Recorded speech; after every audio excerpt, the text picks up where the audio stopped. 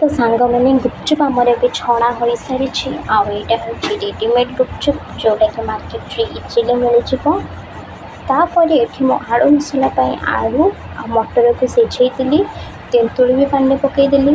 तो सांग मैंने पाखापाखि अध घंटा रू 45 मिनिट भितर आमर आलू आ मटर बढ़िया से सिझी जापर चलतु आम खटा पानी ग्रीन चटनी बनइबा।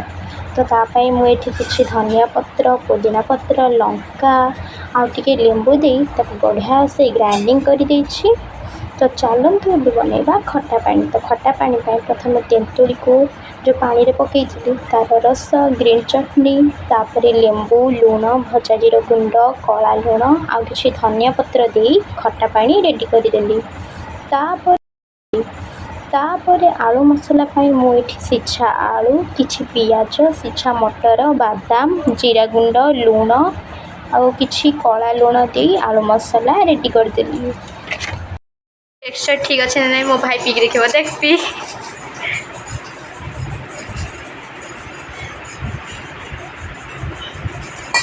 केमती लगुच खट्टा पानी जमी बाहर गुपचुप पानी पकई दे भिनेगार ये ताकू भल आम घर घर